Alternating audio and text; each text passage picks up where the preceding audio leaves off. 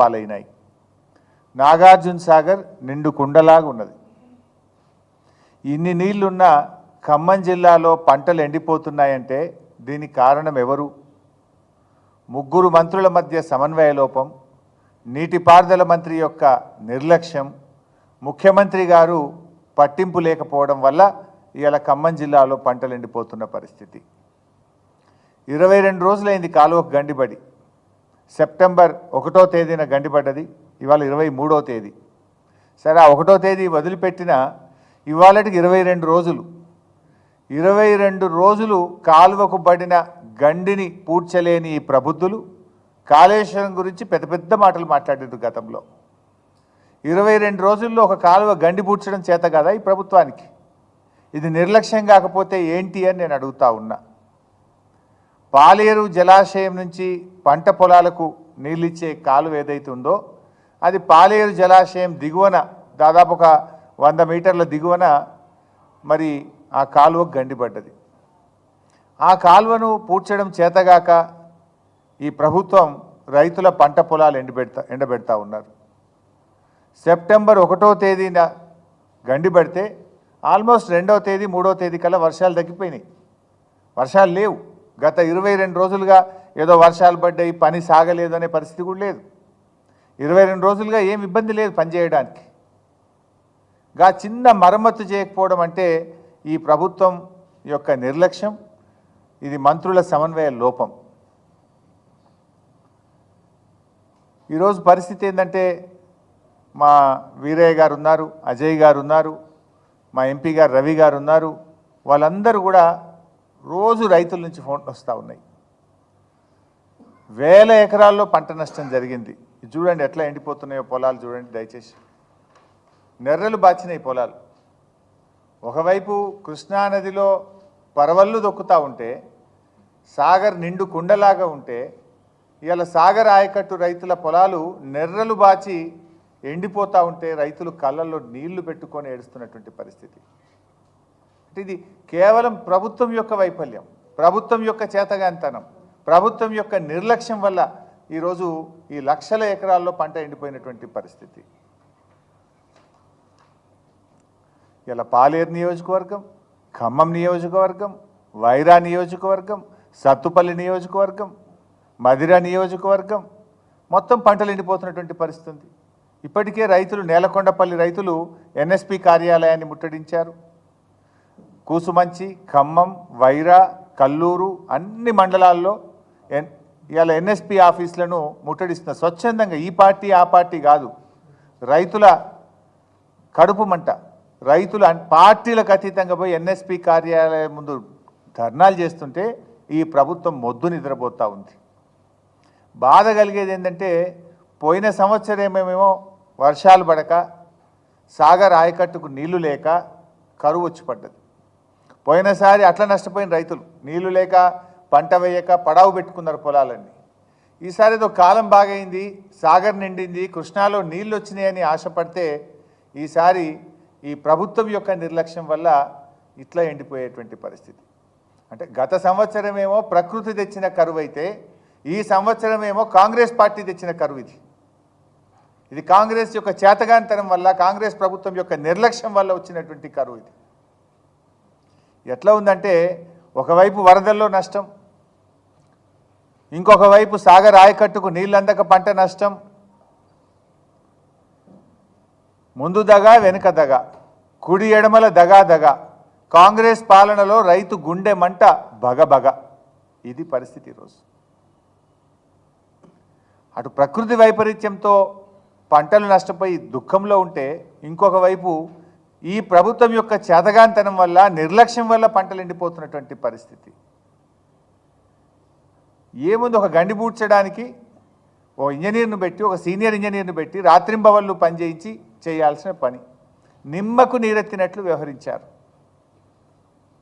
ఓ రొటీన్గా, అంటే ఎంత సీరియస్గా తీసుకోవాలి?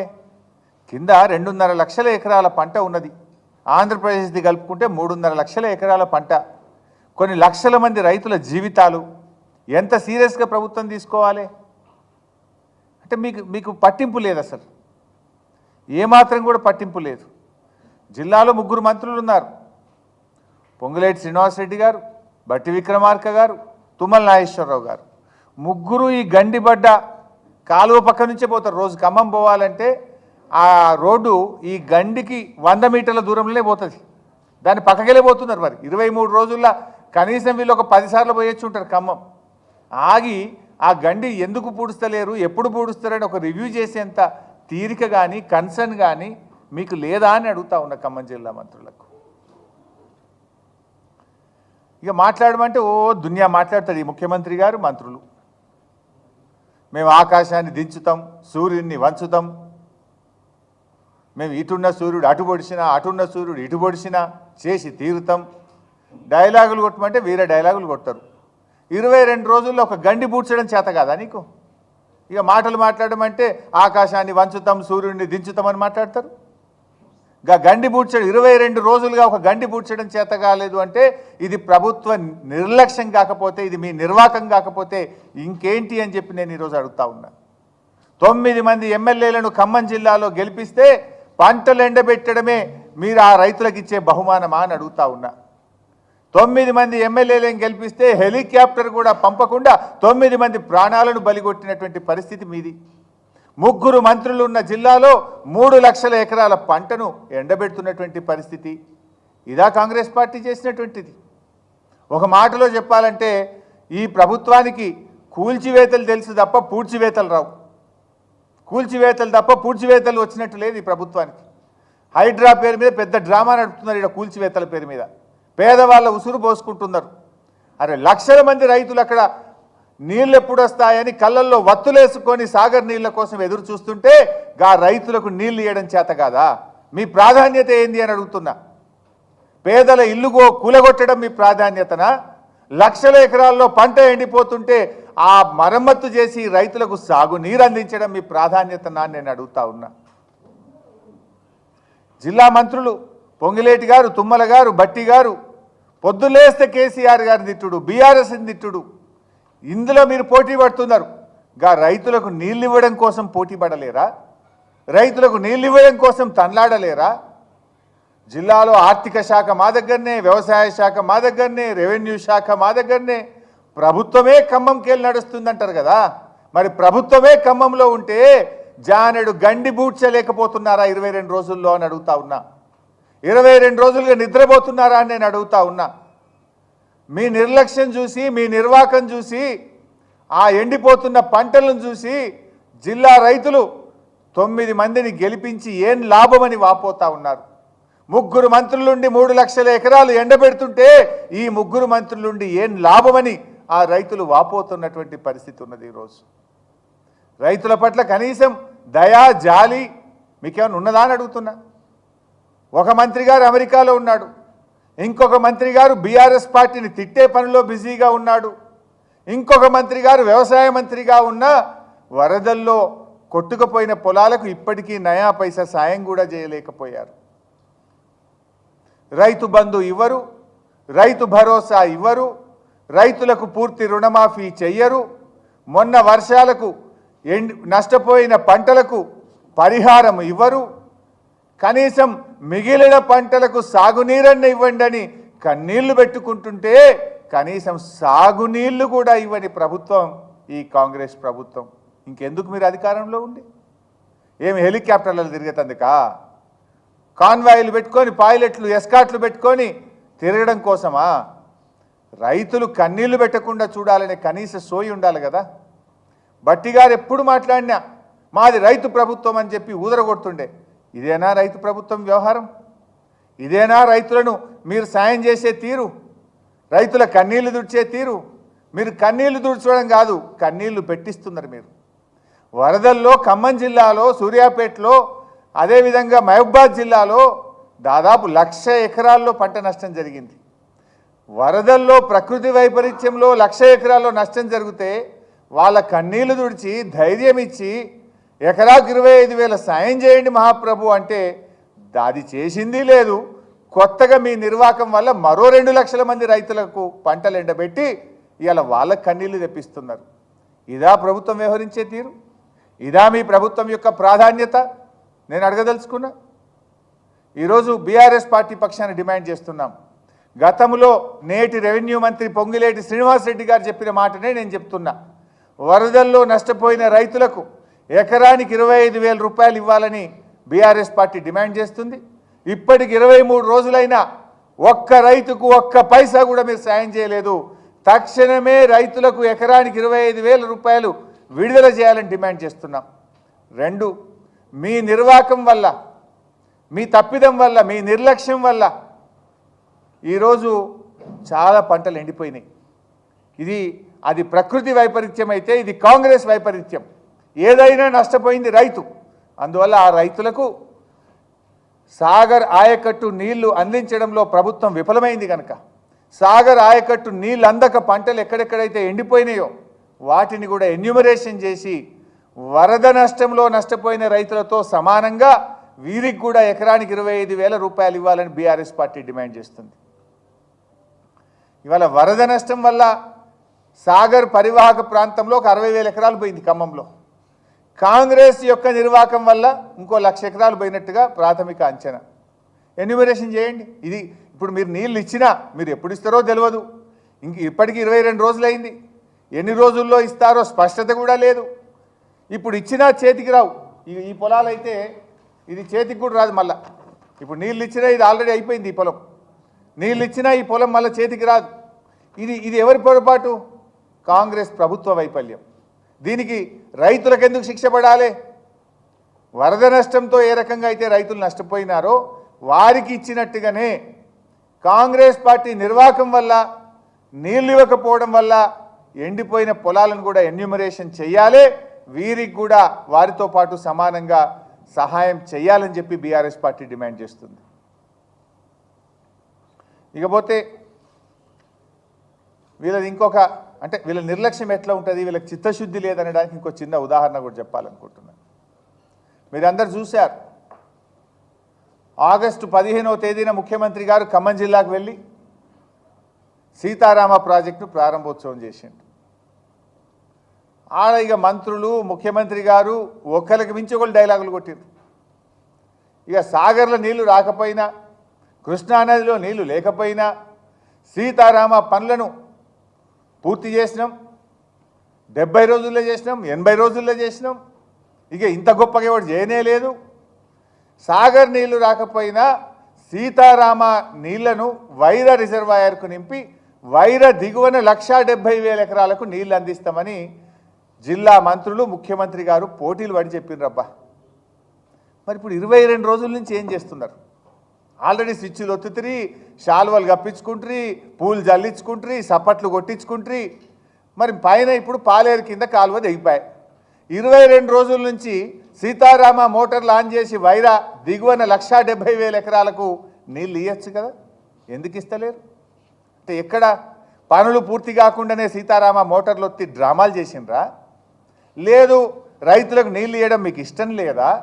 ఎందుకు సీతారామ ద్వారా వైరా దిగువన 22 రోజుల నుంచి నీళ్ళు ఇవ్వలేదు అని నేను సూటిగా అడుగుతా ఉన్నా. మీరే చెప్పింది కదా, సాగర్ నీళ్ళు రాకపోయినా మేము సీతారామ నీళ్ళు ఇస్తాము అన్నారు.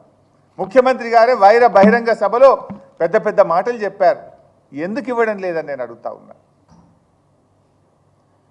ఏదంటే చాలా బాధ కలుగుతూ ఉంది. ఈ పరిస్థితుల్లో ఆ దేవుడిని కూడా ప్రార్థిస్తున్నాం బీఆర్ఎస్ పార్టీ తరఫున. సీతారామచంద్ర స్వామి అందరికీ ఇలవేల్పు. ఎందుకంటే ఈ ముఖ్యమంత్రి గారు ఆ రాముని కూడా మోసం చేశాడు. ఆ సీతారామచంద్ర స్వామి మీద ప్రమాణం చేసి ఆగస్టు 15లోగా రైతులందరికీ రుణమాఫీ చేస్తా, రైతులందరినీ రుణ విముక్తులు చేస్తా అని రాముల వారి మీద ఒట్టుపెట్టి మాట తప్పిండు రేవంత్ రెడ్డి గారు. దేవుడా రామచంద్ర స్వామి, ఈ ముఖ్యమంత్రిని క్షమించు, రైతుల్ని రక్షించు. ఈ కాలువ నీళ్ళు ఇంకెప్పుడైతుందో తెలుస్తలేదు. ఏదో తుఫాన్ వచ్చింది 3-4 రోజుల నుంచి, వర్షాలు పట్టే అంటున్నారు. రామచంద్ర స్వామి ఆ ఖమ్మం జిల్లా మీద మంచి వర్షాలు పడి ఆ కనీసం పంటల్ని కాపాడే విధంగా మా రైతుల్ని దీవించు, మా రైతుల్ని రక్షించు అని ఆ సీతారామచంద్ర స్వామిని నేను ప్రార్థిస్తా ఉన్నా. ఎందుకంటే ఈ ముఖ్యమంత్రి గారు దేవుణ్ణి కూడా మోసం చేసిండు. మీరు సాగర్ నీళ్ళు ఇవ్వకపోతుంది, అటు సీతారామ పూర్తి చేస్తామంటిరి, దాని నీళ్ళు ఇవ్వకపోతుంది. ఇలా దేవుడే దిక్కైపోయిన పరిస్థితి. సీతారామ పూర్తయింది అన్నారు, అయింది. వచ్చి ఇనాగరేషన్ చేసి పూలదండలు వేసుకుంటారు, శాల్వలు కప్పుకుంటారు, పూలు జాలించుకుంటారు, చప్పట్లు కొట్టించుకుంటారు. మరి ఏమే నీళ్ళు? ఇలా పాపం ఖమ్మం జిల్లా రైతులు ఏం పాపం చేసిండ్రు? 9కి 9 కాంగ్రెస్ పార్టీని గెలిపించుడే పాపమా? జిల్లాలో 3 మంత్రులు ఉండడమే శాపమా? ఏంది ఖమ్మం ప్రజలు చేసిన తప్పేంది అని నేను అడుగుతా ఉన్నా. ఎందుకు ఆ రైతుల్ని ఖమ్మం ప్రజల్ని ఇట్లా శిక్షిస్తూ ఉంది కాంగ్రెస్ పార్టీ అని అడుగుతా ఉన్నా. ఏమైంది ఖమ్మానికి? ఎందుకు ఇట్లా ఖమ్మం పట్ల మీరు ఇట్లా వివక్ష చూపుతా ఉన్నారు? మీకు రాజకీయ జీవితాన్ని ఇచ్చిన ఖమ్మం ప్రజలకు మీరిచ్చే బహుమానం ఇదేనా అని అడుగుతా ఉన్నా. మీకు 9కి 9 సీట్లు ఇచ్చి మీ ప్రభుత్వం ఏర్పడడానికి కారణమైన ఖమ్మం జిల్లా రైతులకు, ఖమ్మం జిల్లా ప్రజలకు ఈ కాంగ్రెస్ ప్రభుత్వం ఇచ్చే బహుమానం పంటలు ఎండబెట్టడమేనా? రైతుల్ని శిక్షించడమేనా? వరదలో కొట్టుకుపోయిన ఇళ్లకు ఈరోజు కూడా పూర్తిగా పరిహారం ఇవ్వలేదు. కొంతమంది కిరాయికున్నోళ్ళకు వస్తలేవు, ఇంకా కొంతమంది ఆ రోజు ఎన్యూమరేషన్కి వచ్చినప్పుడు పక్క బంధువుల ఇంటికి పోతే వాళ్లకు రానటువంటి పరిస్థితి ఉంది. మీరు ఇచ్చే 10,000 ఏ మూలకు చాలదు, అది కూడా ఇవ్వకుండా ఇవాళ ఖమ్మంలో ధర్నాలు అవుతా ఉన్నాయి. ఆ ఇచ్చే 10,000 కోసం కూడా రోడ్ల మీదకి వచ్చి ఆర్తనాదాలు పెడుతున్నారు, ధర్నాలు చేస్తున్నారు, అడుగుతున్నారు, దరఖాస్తులు పెడితే కూడా ఈ రోజుకు కూడా పూర్తిగా వారికి సహాయం అందని పరిస్థితి. సో ఇప్పటికైనా మేము ప్రభుత్వాన్ని డిమాండ్ చేస్తున్నాం, కూర్చోండి, ఒక మంత్రి గారు పోయి ఆడ కూర్చోండి, ఫ్లడ్ లైట్లు పెట్టి రాత్రింబవళ్ళు పని చేయించండి, యుద్ధ ప్రాతిపదికన చేయించి ఏమన్నా మిగిలిన పొలాలన్నా కాపాడు. ఇప్పుడు ఆల్మోస్ట్ 60,000 అయితే ప్రకృతి వైపరీత్యంతో పోయింది. మీ పుణ్యమాని ఇప్పుడు దాదాపు 1,00,000 ఎకరాలు ఎండైపోయినట్టుంది. ఇంకో 1,00,000 ఎకరాలన్నా కాపాడాలంటే రాత్రింబవళ్ళు ఫ్లడ్ లైట్లు పెట్టి పనిచేసి ఆ కాలువ పనులు పునరుద్ధరించి ఆ రైతుల పొలాలు కాపాడండి అని చెప్పి ప్రభుత్వాన్ని మేము కోరుతా ఉన్నాం. మేము కూడా వెళ్తాం త్వరలోనే. మళ్ళీ బీఆర్ఎస్ పార్టీ తరఫున ఒక బృందం వెళ్ళి ఆ రైతులకు ధైర్యం చెప్తాం, రైతులకు భరోసా ఇస్తాం, జరుగుతున్న పనులను పరిశీలిస్తాం, ప్రభుత్వం మీద ఒత్తిడి పెంచుతాం, ఖమ్మం రైతులకు బలాన్ని ఇచ్చే ప్రయత్నం చేస్తాం. ఎందుకంటే ఇది కేవలం ప్రభుత్వ నిర్లక్ష్యం. ప్రకృతి వైపరీత్యం నీ చేతిలో లేదు, కానీ ఒక కాలువ గండి బూడ్చడానికి 22 రోజులు పడుతుందా అని నేను అడుగుతా ఉన్నా. ఈ రకంగా ఇది చాలా చాలా బాధకరం. ఎంతో బాధతో మాట్లాడుతున్నాం మేము. ఎందుకంటే ఈసారి రాష్ట్రంలో మంచి వర్షాలు పడ్డాయి, రాష్ట్రం అంతా ఇవాళ పచ్చగున్నది, ఎటు చూసినా బ్రహ్మాండమైన పొలాలు ఉన్నాయి. కానీ ఖమ్మం జిల్లా రైతులు మాత్రం కన్నీళ్లు పెట్టుకుంటున్నారు. ట్రాక్టర్లు పెట్టి ఇక రేపు వస్తాయో మాపు వస్తాయో అని ట్రాక్టర్లు పెట్టి కిరాయికి పెట్టి 5,000కు ఒక ట్యాంకర్ తెచ్చి ఆ పొలాలను, ఆ మిర్చి తోటలను తడుపుకుంటున్నారు, ఇక వస్తే కాపాడుకుందామని. డీజిల్ పంపులు పెట్టి పక్కన కాలువల నుంచి కిలోమీటర్ 2 కిలోమీటర్ దూరం నుంచి రోజుకు 300-400 డీజిల్ పోసి వాళ్ళు నీళ్ళతో తడుపుకుంటున్నారు. ఇక కాలువ వస్తుందేమో అని అనుకుంటున్నారు. అట్లా కొన్ని వేల రూపాయలు ఖర్చు పెడుతున్నారు. డీజిల్ మీద 10,000 రూపాయలు, ట్రాక్టర్ల కిరాయిల మీద ఒక్కొక్క రైతు 10,000 రూపాయలు, జనరేటర్ల మీద 10,000 రూపాయలు ఖర్చు పెడుతున్నారు. అంటే వాళ్ళ ఆశలు చూసి చూసి అడియాశలు అవుతున్నాయి. జనరల్గా ఏదైనా కాలువ గండి పడితే 3 రోజులు 4 రోజులు చేస్తాం, 22 రోజుల పాపం ఇక వస్తాయి అని చెప్పి వీళ్ళ మాటలు నమ్మి జనరేటర్లు, డీజిల్ పంపులు, ట్యాంకర్లు పెట్టి పోసుకుంటే కూడా పాపం కాపాడుకోలేని పరిస్థితి వచ్చింది. ఆ రైతుల్ని ఆదుకోండి. కొంతమంది అయితే అది ఆ పొలాలు పనికిరావు, ఇప్పుడు రాదు, ఆ చేయి దాటింది, వాళ్ళకు ఎన్యూమరేషన్ వెంటనే ప్రారంభించాలని చెప్పి ప్రభుత్వాన్ని డిమాండ్ చేస్తున్నాం. Thank you.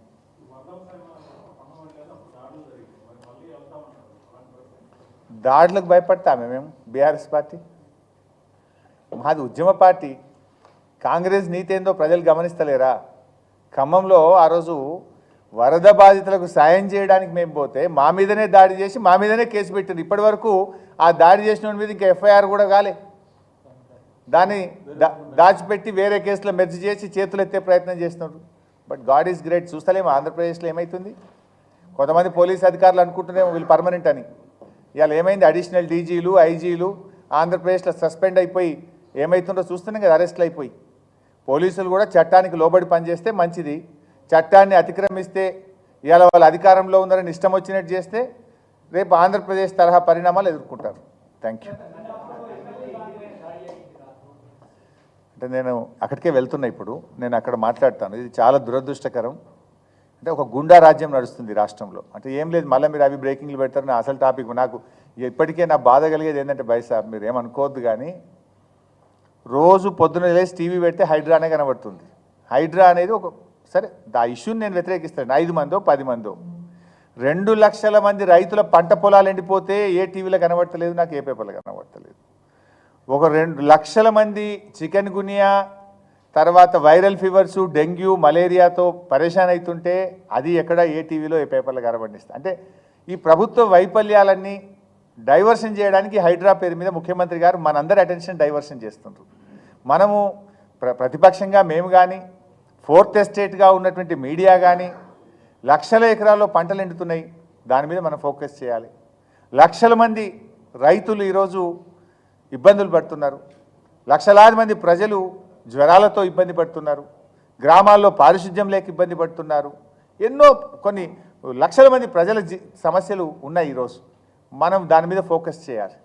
ఇలా గుండాయిజం పెరిగిపోయింది రాష్ట్రంలో. నిన్న కూడా 2 ఇవి జరిగినాయి బైసాబ్, మానభంగాలు జరిగినాయి. ఈ రాష్ట్రంలో అత్యాచారాలు నిత్య కృత్యం అయిపోయినాయి. రేవంత్ రెడ్డి ప్రభుత్వం వచ్చి 9 నెలల నుండి 10వ నెల నడుస్తున్న సందర్భంగా 2000 అత్యాచారాలు జరిగినాయి ఈ రాష్ట్రంలో. నిన్న కూడా 2 అయినాయి. మా దృష్టికి వచ్చినాయి 2 ఉన్నాయి. డీటెయిల్స్ చెప్పమంటే చెప్తా. ఒకటి హైదరాబాద్లో ఉంది, ఇంకోటి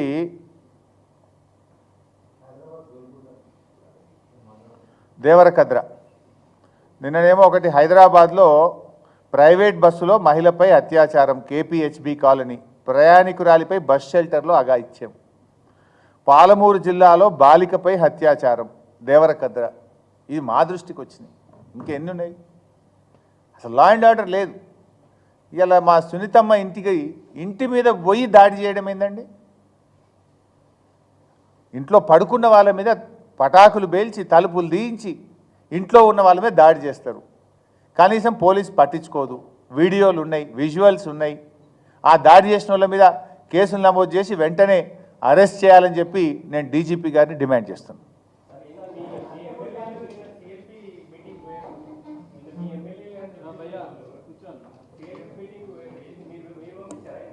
నేను మాట్లాడతా కానీ మీరు మళ్ళీ విడిచిపెట్టి అదే ఎడిటింగ్ పెడతామని నా బాధ.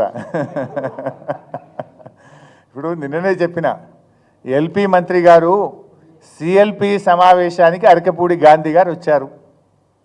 ఇకనైనా ఫిరాయింపులపై బుకాయింపులు మానండి అని నేను నిన్న ట్వీట్ చేసిన. దాని మీద శ్రీధర్ బాబు గారు ఎంతో తన యొక్క చాకచక్యాన్ని, తనకుండే తెలివితేటలన్నీ ఉపయోగించి ఆయన గారు అంటారు, ఈ మీటింగ్ ఏదో ఆయన గాంధీ గారి నియోజకవర్గంలో జరిగిందట, మర్యాదపూర్వకంగా ముఖ్యమంత్రి కలవడానికి వచ్చిండు అన్నాడు. నేను చెప్పిన దానికి మళ్ళీ నేను కూడా నిన్న చెప్పిన, మర్యాదపూర్వకంగా కలవడానికి ఎప్పుడు వస్తారు? అఫీషియల్ మీటింగ్కి వస్తే వస్తారు తప్ప పార్టీ మీటింగ్కు రారు అనే విషయాన్ని శ్రీధర్ బాబు గారు గ్రహించాలి. నంబర్ 1. నంబర్ 2, గాంధీ గారిది అయితే నియోజకవర్గం, మరి ప్రకాష్ గౌడ్ గారు ఎందుకు వచ్చిండ్రు? శ్రీహరి గారు ఎందుకు వచ్చిండ్రు? దానికి సమాధానం చెప్తారా? అబద్ధం ఆడితే అతికట్టని ఉండాలి. జనము చీ అంటున్నారు. మీరు ఎన్ని అబద్ధాలు ఆడతారు? ఆయన మాట్లాడి నేను బీఆర్ఎస్లో ఉన్నా అని, వీళ్ళందరూ మళ్ళీ మీటింగ్ పోతారు. శ్రీధర్ బాబు అంటాడు ఇది ఇద్దరు బీఆర్ఎస్ ఎమ్మెల్యేల కొట్లాట అంటాడు. ఇవాళనేమో కలవడానికి వచ్చిండు అంటారు. ఇది నగ్నంగా బయటపడ్డది కదా. లెక్కలేనితనం. కాంగ్రెస్ ప్రభుత్వము అంటే ప్రజాస్వామ్య విలువల్ని ఖూనీ చేస్తూ నగ్నంగా బయటపడ్డారు. ఇంకా దాన్ని బుకాయించే ప్రయత్నం, ఇంకా దాన్ని ఏదో దాటవేసే ప్రయత్నం వాళ్ళు చేస్తున్నారు. బట్ పీపుల్ నోస్, ప్రజలు అర్థం చేసుకుంటున్నారు. రివ్యూ చేసి